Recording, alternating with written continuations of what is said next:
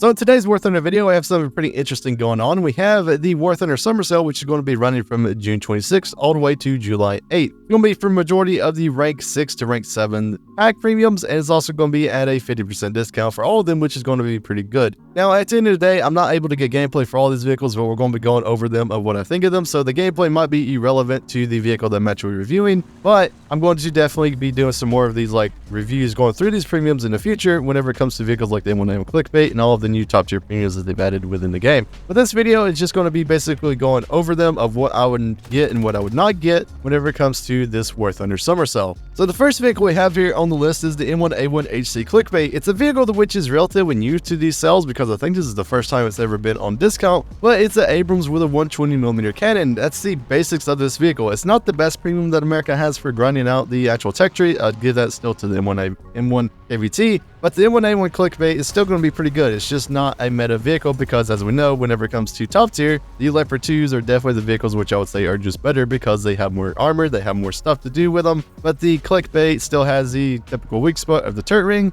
and then also it is just one of those vehicles which kind of does whenever it comes to top tier of War Thunder. But overall, it's still an Abrams, still has a pretty good reload, still has pretty good everything about it, but it's not a vehicle that I would say is the best for grinding out the American tech tree. The next vehicle we have here is the F4S Phantom II, and the reason that this Phantom is still pretty good because people use it to base bomb. Then also with the new multipathing changes, it's probably still pretty good at using its radar missiles because it relies on Sparrows to actually doing dogfighting capabilities. But at the end of the day, if you can't do dogfighting stuff, you can always just take this thing out with bombs and go bomb bases, and most of the time it will be able to beat out stuff like tornadoes and other vehicles which are going after the bases as well. The next two vehicles I personally don't have any experience with, and it's the MiG-23ML, the Mirage F1C. Both of these vehicles still rely heavily on the radars, and also they have pretty flight performance of whenever I face them within matches. So honestly, overall, it's probably the only things that you're going to be able to get to grind out the Russian and the French tech tree very reliably whenever it comes to their aircraft. So it's probably a pickup, especially with only like $35. Is definitely better than paying $70 at the end of the day of things. The next vehicle we have is the Leopard L44. This is a vehicle I have reviewed and I have done videos on. It's a really good vehicle. It's a very average tank, and that makes it really good. It's not bad at anything. It has a pretty decent gun, has pretty decent mobility, has okay armor for the battle rating. Still going to be able to be pinned by a bunch of stuff, but it is at a lower battle rating at 10.3, which means it's going to see a lot better matchmaking. It's going to see a lot better stuff. The only thing about it now is that it can get into those up tiers of 11.3,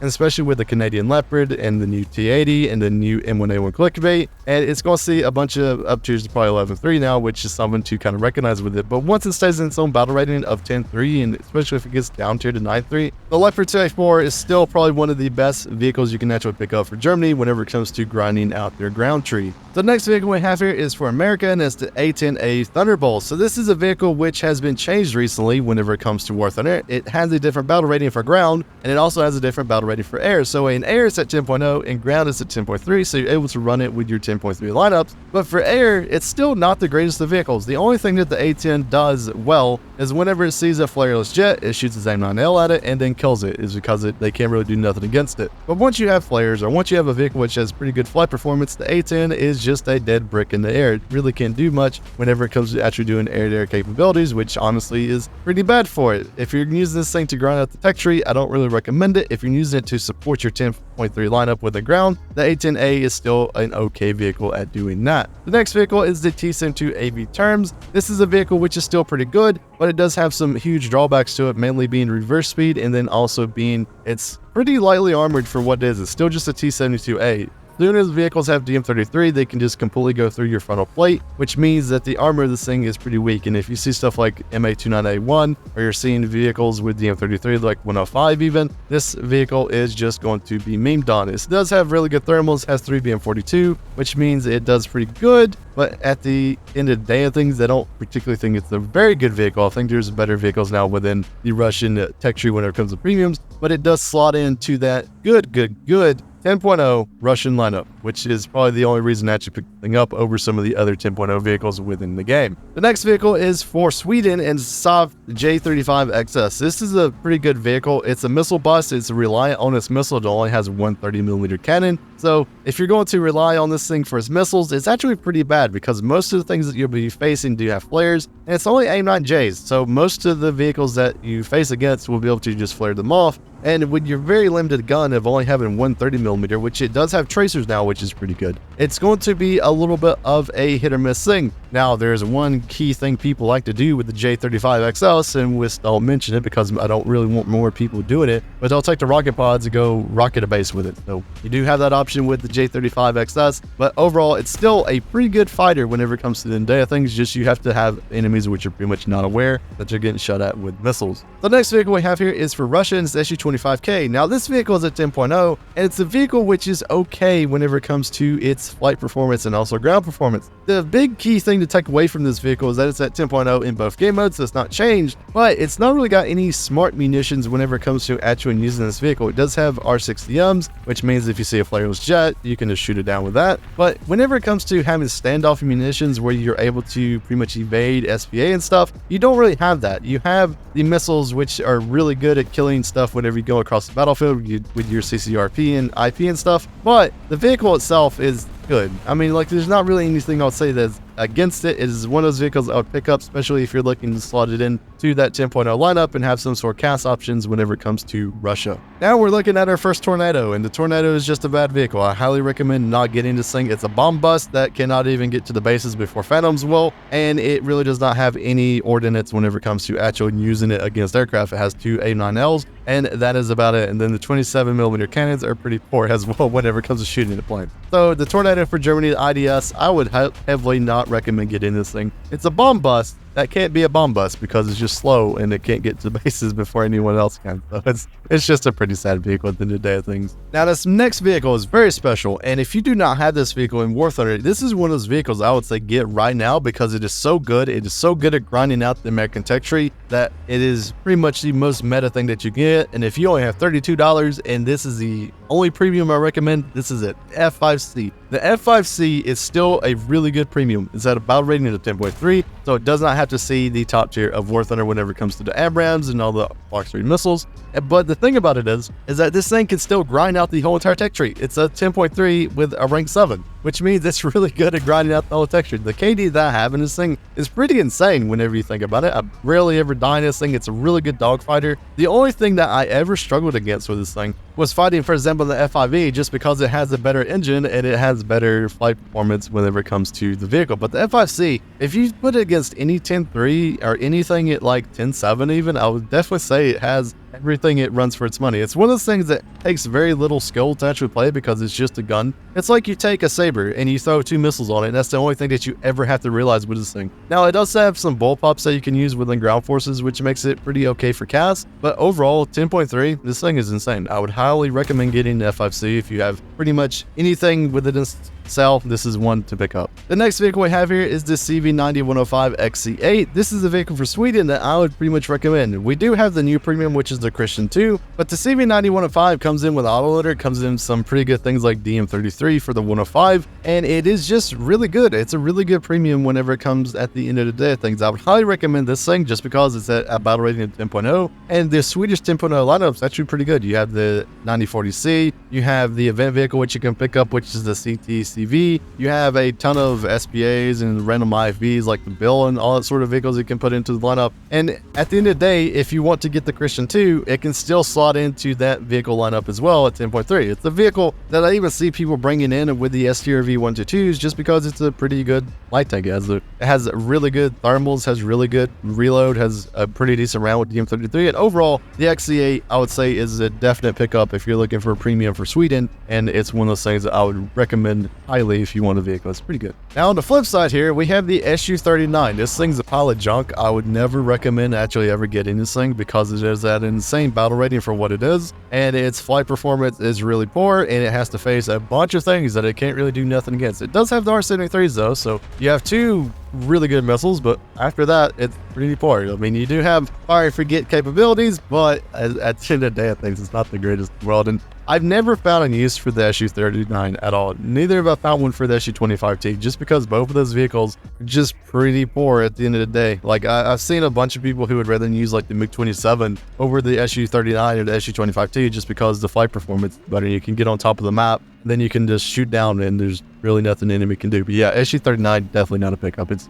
a garbage. The next vehicle here is the M1 KVT, and this is a vehicle I highly recommend. It's at battle rating 10.3. It's for America, and it's overall just a really good vehicle because the original M1 Abrams is still really good at sitting at battle rating 10.3. Now, a lot of people do criticize this thing for it not having the best firepower, and be honest with you, if it had better firepower, if it had MA33 or had M900, like some people have insisted this thing of having, this thing would just go up in battle rating. There would be no reason to play this thing. This thing has really good mobility. It's one of the fastest Abrams within the game just because it doesn't have the insane armor. It still has the survivability like the blow-up panels, and then also it can take a shot sometimes whenever it comes to things. But the reason you play this vehicle is because it is one of the few vehicles at the battle rating 10.3 that can pretty much be anywhere on the map. It has really good reverse speed. It has really good mobility, has pretty much everything you would ever want out of a vehicle. The only thing about it is that the firepower is pretty poor. But whenever you have game knowledge and you know where weak spots are at, M774 can still do really insanely good things for you, which makes this vehicle still pretty good at the end of the day, I think. It's a highly recommend pick for me. If you have experience within the game, it would be one I would pick over even the M1A1 ClickBait. So M1 KVT, I would say, is definitely a pickup whenever it comes to actually getting this vehicle. So next vehicle is the MiG-21 Bis Lazur M. It's another vehicle that I would say is pretty much your only choice if you want to grind out the top tiers of Germany, so it's a pickup if you want it for that. But overall, I've not ever played the Lazur M, so I'm not really sure if you should get this one or not, just being completely transparent with this one. The next vehicle is a hated one, the K50. Wow, a vehicle that I've not heard of the name in a very, very long time. Now, the K50 is one of those vehicles that I would actually say is not worth it. And the reason I say this, and hold on for a second,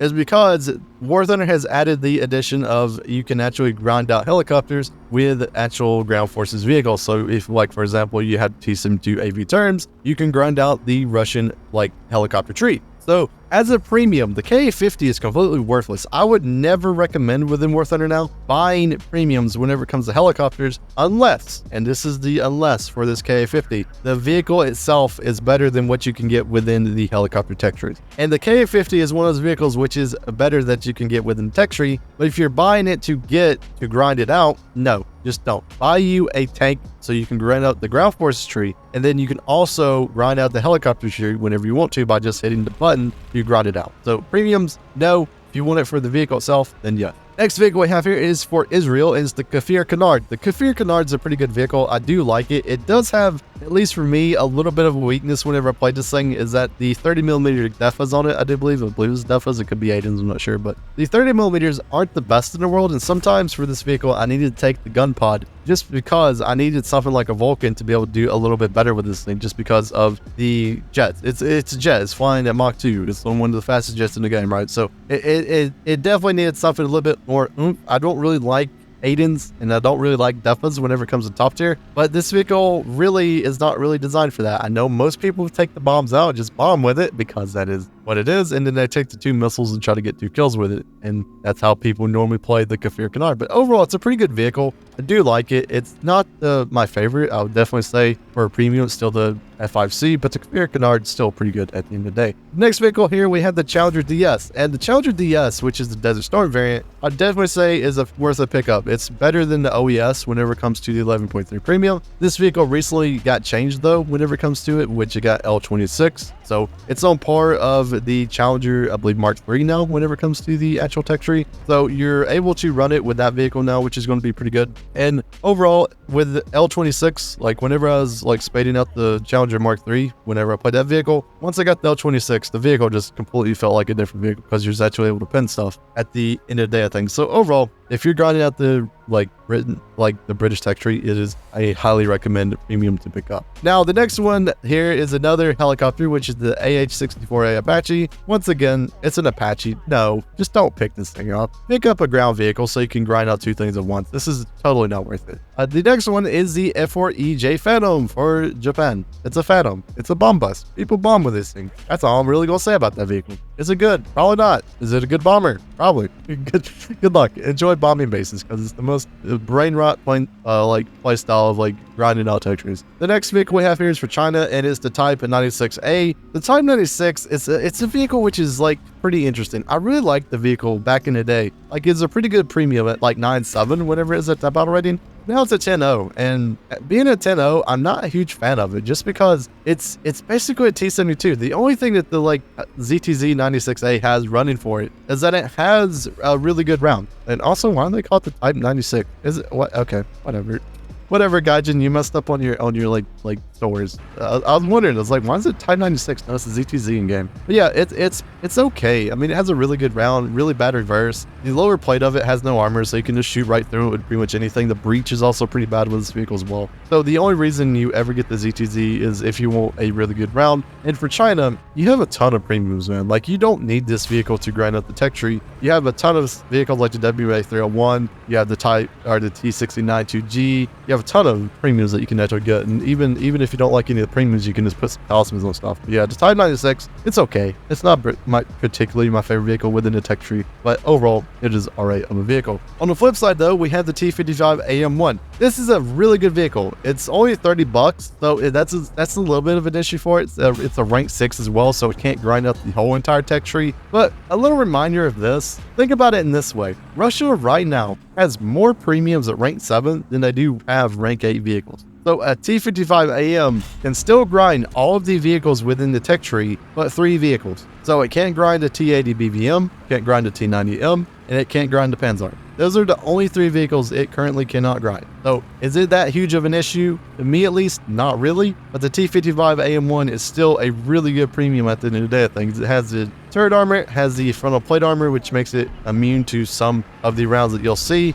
And overall, it's still a really good vehicle whenever I played it recently, and it was still doing pretty well. But the question you really have to ask yourself is, do you think they're going to introduce more vehicles within the Russian tech tree, which are going to be at rank 8? And my assumption will be yes. And for $2 more, because this thing is $30 right now, you can get the T72 AB Turms, which will be a rank 7, which will be able to grind out the whole entire game. So that is the thing that you just kind of have to hit on the head there, as if you want this thing just for grinding, then it's still really good, but in the future it probably would not be. The next vehicle we have here is the A6E TRAM. The A6E TRAM is another vehicle which has been introduced into the change of different battle ratings for ground and air. I do believe in air it is still sitting at a battle rating of 10.3, but as soon as you throw this thing into ground, I do believe it is 10.7 now. So it is at a weird battle rating at the end of the day of things. So it is one of those vehicles that I would say is still pretty good. It does have the new missile, or well, should I even really call it a missile? It's the Skipper or whatever it's called now. So honestly, it was really good in the past because you could just get above everybody and kind of just bomb them out. But now being at 10.7 and being able to see some of the really insane SPAs, the flight performance of this thing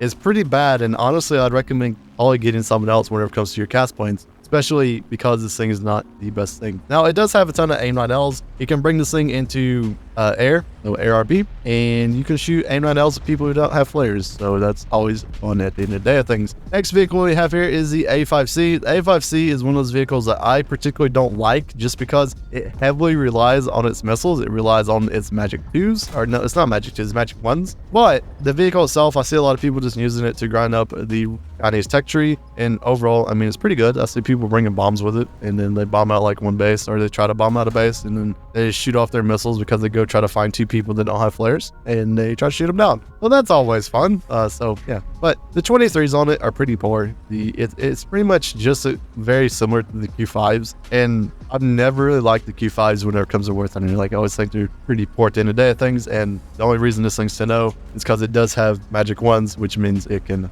shoot at people who don't have flares. Always fun. So next vehicle on the list here is the F-104S for Italy, and it's honestly probably your only choice if you want to grind out the Italian tech tree whenever it comes to their top tier air. They did recently introduce a new vehicle, which is the AMX, and that vehicle also is probably not very good at using it as a anti-air machine whenever it comes to ARB, but the F-104S, with its downsides, at least it does have flares, I do believe now, so at least you can use that. But overall, I mean, it's an F-104, so if you played them before, they're really good at 9.3. They're really bad at like the upper echelons of the game. So overall, probably the only thing that you're going to be able to use to grind out the tech tree. So I mean, that's basically what I think of the thing. I've never played it, so I'm not really sure. The next vehicle is another Phantom. Woo! The F4J, UK edition, bomb truck, zoom, boom, repeat. There you go. There's the playstyle. Do I recommend it? No, it's not the best things in the world, and I'd highly recommend it against it probably because that playstyle is so boring. The next vehicle we have here is the J7D. The J7D is a pretty interesting one because it's for China. It's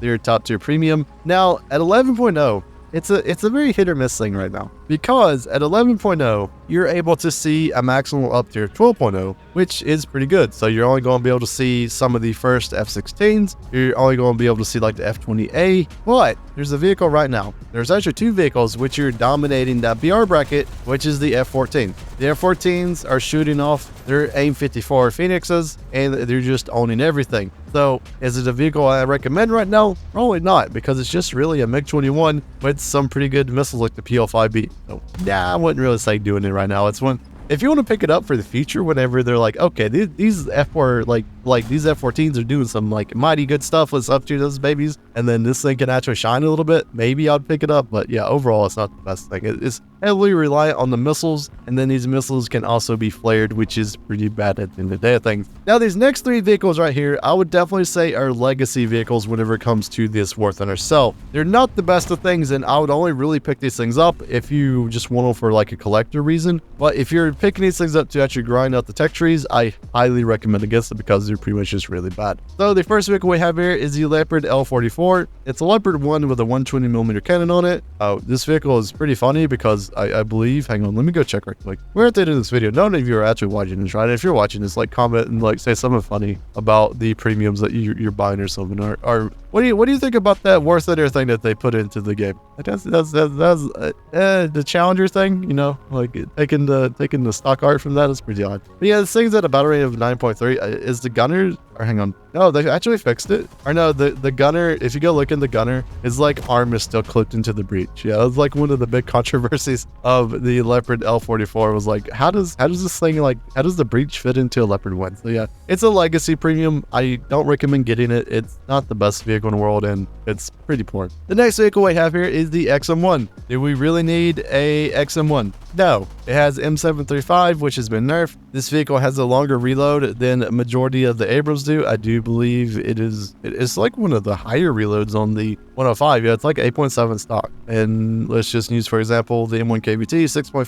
So yeah, it's like 2 seconds more than like just a regular Abrams. It's made its day. It used to be a pretty good premium whenever it came to like the old War Thunder, but now whenever there's like the M1 KVT, I would definitely just recommend picking up that over next one. And then finally, to end out this video and to end out my suffering of having to talk about premiums for about like 30 minutes now, we have the Type 16 FPS. The Type 16 FPS is for Japan. It is a okay premium, like it has really good thermals, it has really good mobility, it has pretty good survivability, except for if you face something like a BMP-2M or something like that with autocannons. But the reason that this vehicle is pretty poor is because it has M735, and M735 is once again nerfed. But there's one but, big but to this. And the reason this vehicle I would still say is pretty good is just because it can flank. It can get on the side of things, and whenever you're on the side of things, even M735 is still pretty good. But at the end of the day, I would definitely say the Fuji is still a better premium. So yeah, that's the War Thunder Summer Sale at the end of the day of things. It's very the synopsis of it, and I'll be doing more of these videos whenever it comes to the future of going over individual premiums. I really want to start up that series again where I go over some of the new ones that they've added.